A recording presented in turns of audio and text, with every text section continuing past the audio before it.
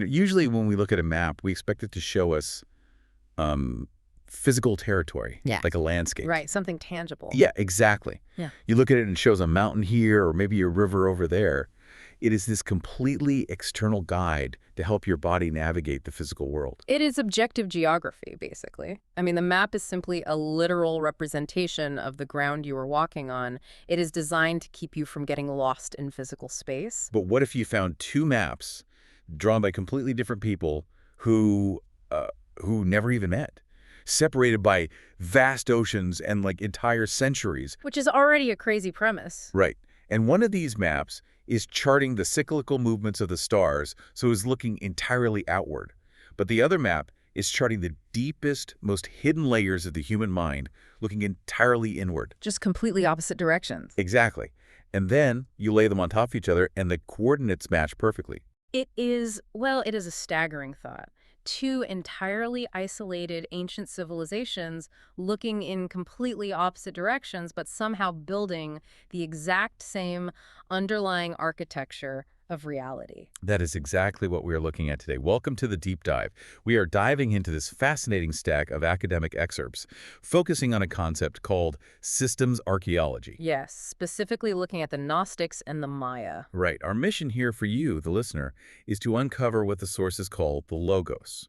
It is this recurring underlying blueprint of human consciousness. Right. And we are going to find it by stripping away the cultural packaging of ancient myths and modern science. Because when you do that, you find some incredible parallels. Oh, absolutely. Yeah. What if two completely isolated civilizations were actually building the exact same map of reality? Okay, let's unpack this, because this won't be a typical history lesson. We're looking for the aha moments that connect ancient rituals to modern neuroscience. And to do that, to even begin comparing these two worlds, we have to use a concept in systems archaeology called subtractive epistemology. Okay, subtractive epistemology. Ah! That sounds like something you need a PhD just to pronounce. It does, yeah. But it is actually a really elegant idea. It is not about digging up literal pottery. Think of it more like restoring an old master painting. Oh, okay. Like taking off the old varnish. Exactly. Instead of adding new theories, it is a subtractive epistemology. You are carefully scraping away the chronological bias, the historical literalism, and our modern habit of chopping knowledge into fragmented disciplines. So you are subtracting the noise. Right. You strip away the specific mythology, the robes, the pyramids, the specific languages, and you isolate the surviving structural patterns that are left behind. So to find this shared structure, we first have to look at who we are comparing and, I guess, what they fundamentally agreed upon regarding the nature of reality. We do. And we are looking at two very distinct groups. Right. So on one side, we have the Gnostics, and based on the sources, they flourished mostly in the 1st and 2nd century CE, spread all around the Mediterranean. The ancient Greco-Roman world, basically. Yeah. And then on the other side of the planet, we have the Maya civilization. They developed completely independently over Mesoamerica. Their classic period is roughly 250 to 900 CE. But their calendar evidence goes way further back. Yeah, way back, like 1100 to 750 BCE, so total geographic isolation. Zero chance they were trading notes. None. But despite that, both of these cultures utterly rejected flat material reality. Yeah. And they rejected linear time. What's fascinating here is that both cultures saw ordinary reality as layered, recursive, and highly participatory. Meaning it wasn't just a flat background that things happen in. Precisely. The Gnostics saw the material world as distorted or incomplete, like an illusion. And the Maya organized reality through these complex celestial layers, underworld structures, and embedded temporal architectures. It is like they were both given the exact same architectural framing for a house, but one painted it with cosmic astronomy and the other painted it with mystical psychology. That is a great way to put it. And what really stands out to me is how they treated knowledge. In both systems, knowledge isn't just data you memorize for a test, It is transformational. The act of knowing literally changes the knower. Right. For the Gnostics, that is the literal definition of gnosis. It is an awakening that reorganizes you. So if both cultures recognized that our default reality is a trap or like an illusion, how do they propose we actually escape it? Well, that leads us to how they approached the exact same problem from totally opposite Right, ends. the two sides of the same mirror. Hmm. So the Gnostics focused on the interior crisis. They wanted to escape what they called the false self. And they talked about breaking free from the demiurge and the archons through this internal awakening. And the Maya focused on the exterior architecture. Right. They aligned with the cosmic order through these nested cycles, huge public rituals, and their 260-day calendar. Okay, wait. Aren't the demiurge and the archons literally just sci-fi monster villains in a myth? Like, I mean, how is a monster god relevant to human psychology? I get that. But remember, systems archaeology, we don't read these texts literally. Oh, the subtractive epistemology thing again. Exactly. When you strip the literalism away, the demiurge is actually a brilliant psychological encoding of the egoic world model. So the ego pretending to be the whole universe. Yes. Yeah. And the archons are not literal demons. They are the controlling psychic and social forces that keep human consciousness trapped in bad synchronization. Okay, wow. They are the cultural pressures and the loops that keep you stuck. Meanwhile, the Maya's rituals and calendars weren't just about keeping track of time. They were literal consciousness architectures. Consciousness architectures. I love that term. Yeah, they were designed to continuously interrupt your false social identity and resynchronize your mind with the cosmic order. So the Maya language is all about synchronization. And the Gnostic language is awakening. Right. But structurally speaking, awakening is resynchronization. They are the same thing. The ancient maps are just brilliant.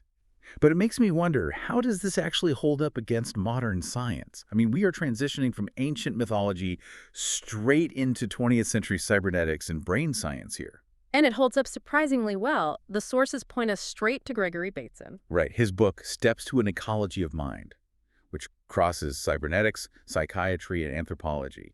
He was everywhere. He really was. And his core argument was that the mind is not confined to the skull. It exists in recursive relational systems. Meaning your mind isn't just your brain. Right. A classic example is a blind person with a cane.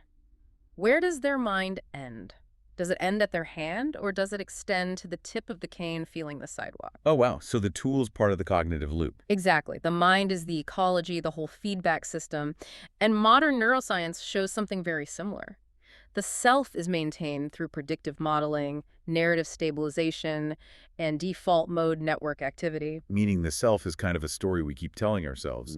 Yes, a continuous loop, which ties into Carl Johann Kellerman's works like The 9 Waves of Creation. He studied the Maya calendar, right? Yes, and he argues the Maya calendar models a patterned evolutionary transformation of consciousness, not just sequential dates. Here's where it gets really interesting for me.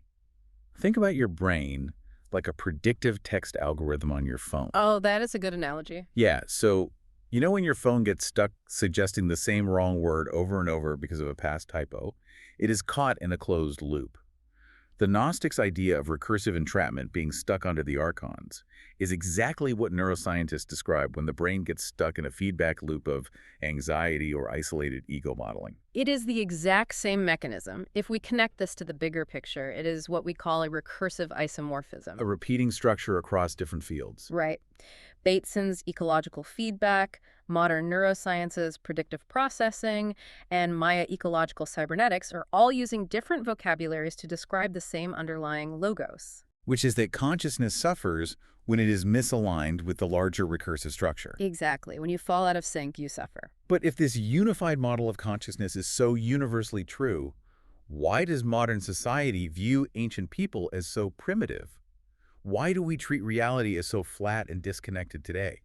Well, the research highlights that modernity suffers from what they call chronological bias. Chronological bias. Like the arrogant assumption that later history automatically means superior consciousness. Precisely. We assume because we have modern technology, our worldview must be inherently more accurate. Right, like, we have Wi-Fi, so we must know everything. Yeah, and it leads to a huge blind spot. Plus, modern academia artificially fragments reality into separate boxes. We put psychology in one department, astronomy in another, religion over there, and agriculture somewhere else. They don't even talk to each other. They really don't.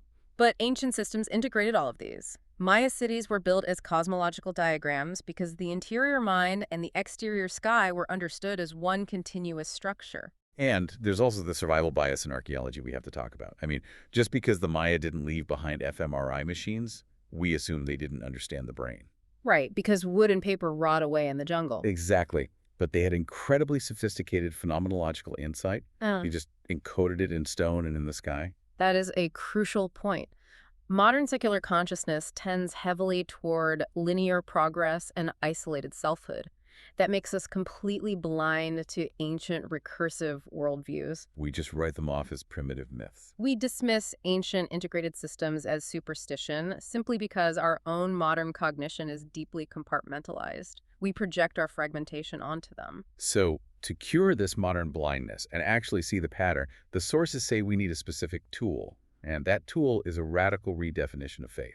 And we should clarify, faith in this specific research method is not blind religious belief. Right. It is not just believing something without evidence. No, it is the cognitive willingness to hold an unresolved pattern open before formal proof exists. Like trusting the structure even when you don't have all the pieces yet. Yes, because the logos is the recurring structure that survives symbolic translation. That translatability is so cool. It is exactly how Christianity expanded into the Hellenistic world.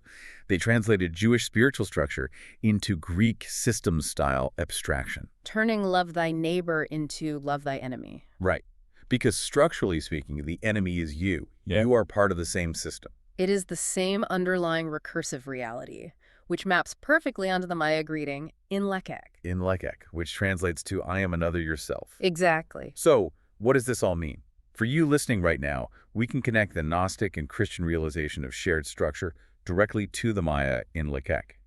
The ultimate realization across all these systems is that isolation is the ultimate distortion. That really brings it home. Human beings repeatedly rediscover that the isolated ego is an illusion. It is a trap. Yeah. Whether you are looking through the lens of evolutionary biology, cybernetics, or Gnostic texts, you find the exact same logos. We are the same beings encountering the same recursive order, just through different historical conditions. We really are. We've journeyed today from Maya pyramids and ancient Gnostic texts straight into cybernetic theory and modern predictive processing. And the big takeaway is that the cosmos and the mind are mirroring each other. They are essentially reflecting the same architecture. Knowledge isn't just data. It's the realization that you are fundamentally connected to the architecture of the universe. Which is a very powerful shift in perspective. It totally is. And we want to leave you with a final thought to mull over on your own today, building on these sources. Something to really think about. Yeah. If ancient civilizations brilliantly mapped this recursive loop of human consciousness using calendars and mythology, and modern science maps it using neural networks, what happens as we continue to build artificial intelligence? That is the big question. Right. Are we unknowingly creating a new digital demiurge that will just trap us in an isolated algorithmic false world? Or are we building a new technological calendar to finally synchronize global human consciousness with the logos? I guess time will tell. It really will. Thank you so much for joining us on this deep dive. Stay curious and keep seeking the underlying patterns in your own lives.